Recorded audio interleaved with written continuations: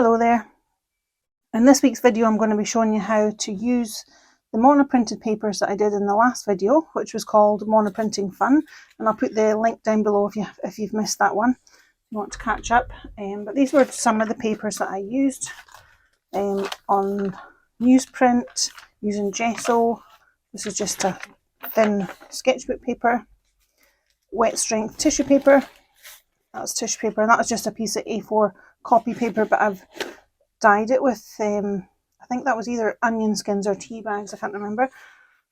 And this was just another piece of newsprint. Okay, so what I did with these was I took a piece of brown craft paper, and I've just used that as the base for these little designs, and I've worked between them to build up these layers. So these pieces here I didn't actually film, but I did it afterwards, and I've used this tool which I found called a wood burning iron set. Now, a few people in the comments on Instagram said you have to be super careful if you're going to be burning anything that's got acrylic paint on it, but you can see in these they've actually got very little paint on them. So I think I was okay with that, and I also had my windows open and my doors, and I had a mask on, so just please be aware and super careful that the burning acrylic paint is toxic. But I really love the effect of these little burnt areas and the little pops of text coming through in the colour. So yeah, so I was really happy with these, and I'll be showing you like a speeded up version while I was sort of figuring out where all the bits went, and then slowed down when I'm gluing them on, so you'll get a better idea of how I put these together. And these have been underneath, I put them in between a book and weights overnight, so they're nice and flat. So that's how I got these finished pieces. Okay everyone, so let's get started.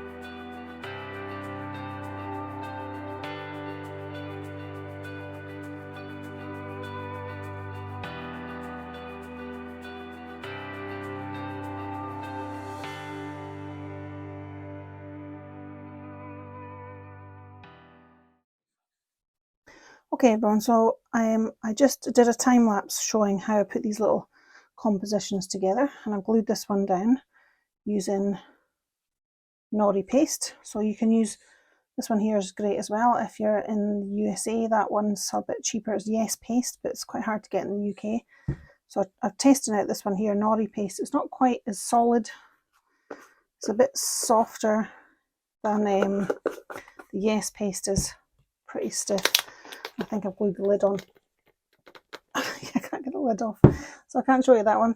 But when I was in the last lesson, I was printing the papers and I was using block printing ink. And if you put water on top of that, it smudges. So I'm trying to use glue that's not got a lot of water in it when I'm gluing these pieces on. So I've taken a picture of this so I can see, like if I move it, where I'm supposed to put the bits. That's a good idea, because I didn't for the first one and I was a bit confused. So that just makes it a little bit easier if you've got the photo next to you when you're moving your piece about. So I'm not too worried about the edges all sticking down, because I kind of want it to be a little bit loose, like it's sort of floating design. And I think when I go to frame it, it'll be surface mounted, so I like these sort of bits of gaps of light coming in.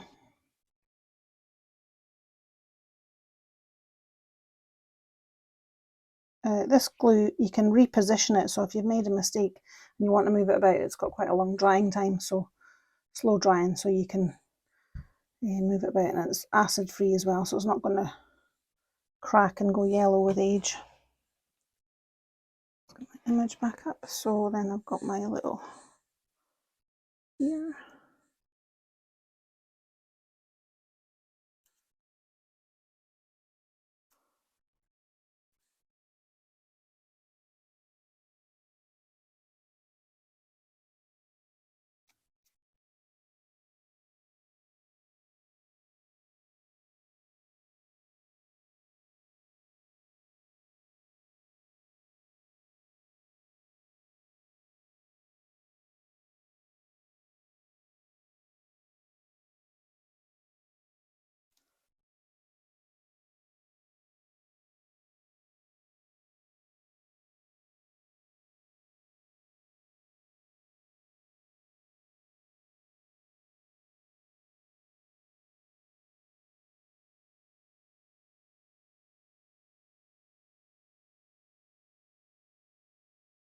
And position it so I wanted that E in the middle, and I want to show that cross.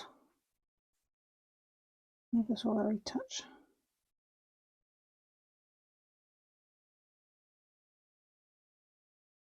All these little details that make the difference when you're putting together a composition. That's why I like the dressmaking paper, because I like the graphic elements on it.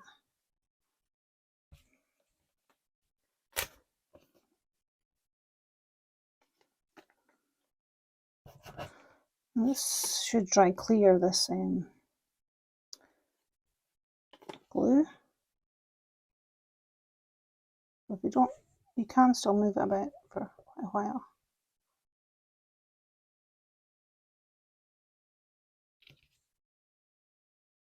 You could use something just like a glue stick as well, it would work fine for this.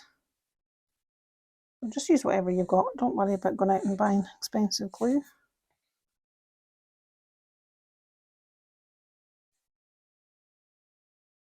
These are fun, and they're also fun if you could just like set a timer. Say like I've got 5 minutes or 10 minutes for each one. Just sort of stops you fussing about too much, and you just, I like having all the little bits just lying about, and they just seem to sort of jump out at you. I don't know how it works, but like the piece that you need just seems to appear. Quite intuitive. I'll probably go back into these with little bits of pen work as well once it's dry. Okay, one done. So I've got the iPad next to me there, so that's quite handy. I can see while I'm gluing these down. So somebody kindly told me what that word was that I was trying to remember in the last video. When you write text but it doesn't mean anything, it's called asemic text. So thank you for that. There were a couple of people told me that one. Anne said it's asemic, or as I call it, rubbish writing. I thought it was quite funny.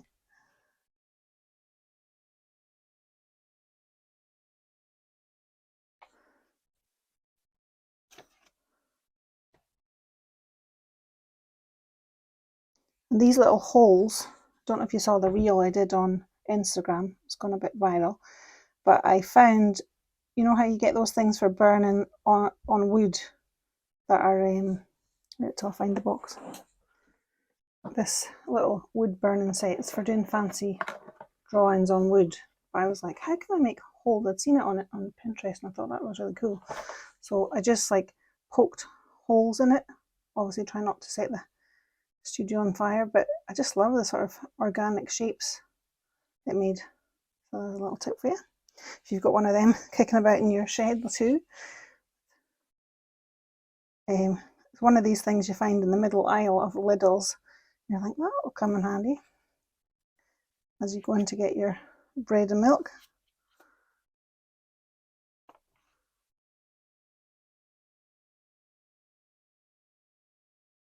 But it did come in handy. I'm glad I didn't throw it out. It was in the studio and then I put it in the shed. I was like, no, I'm not throwing it out because it might come in handy one of these days. And then I just had a little moment today. I was like, use that one. So I've got you all digging about in your sheds now.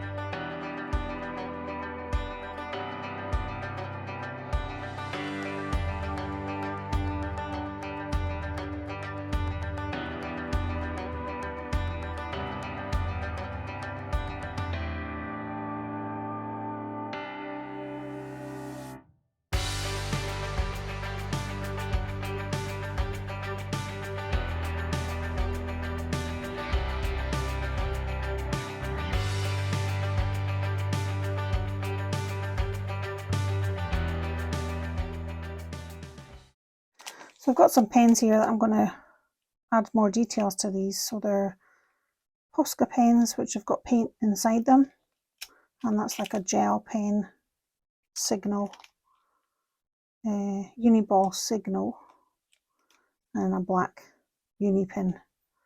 So I've just got a selection there so I can just work between them. Still a wee bit damp. Been drying it with a hairdryer. Probably should be better to leave it overnight actually. So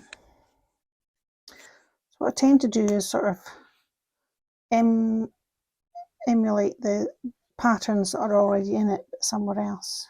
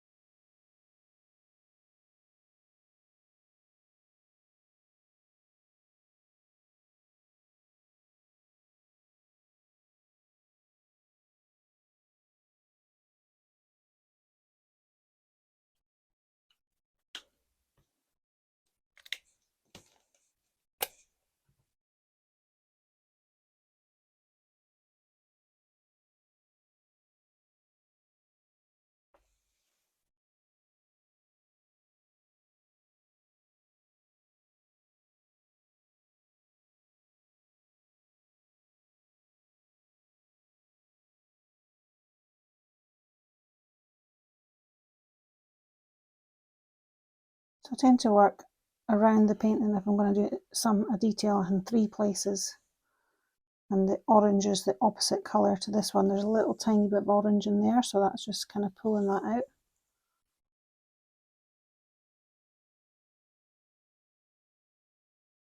Sometimes when you do something in one, you think it needs it in another. I'm not sure.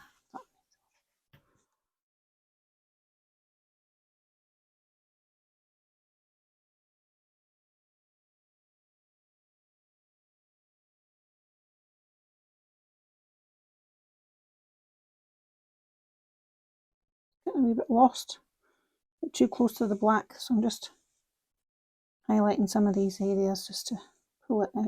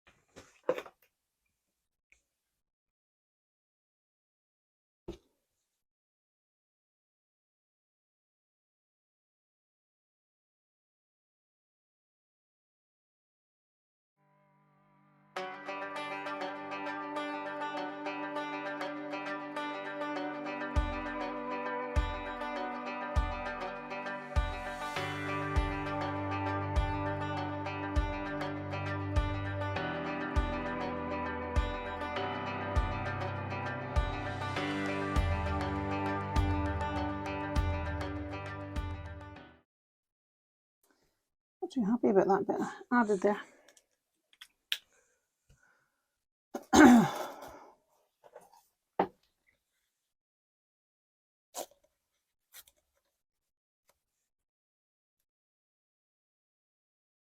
Cover it up. That's the thing about collage. You can always fix it with another bit of paper.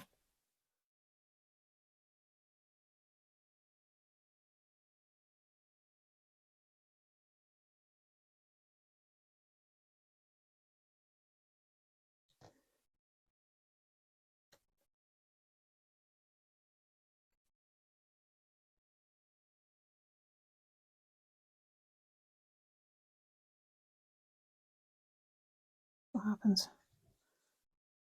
Start seeing things.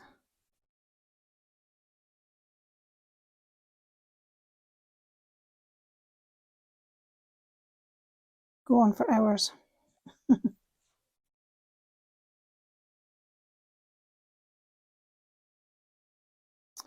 then it's deciding which way up it goes. If it's a good composition, it should work in any direction, to be honest.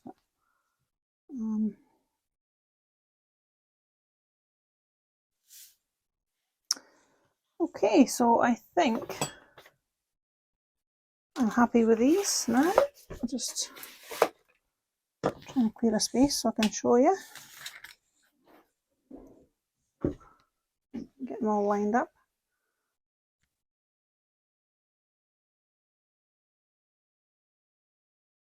Just about see them all there. So they work well as a group together compositionally, and I think they'll look nice sitting in a little white round them and a little frame, surface mounted.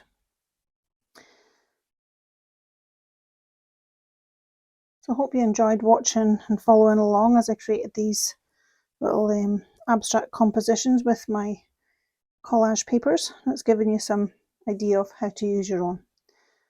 Okay, so thanks for watching everyone. Bye for now.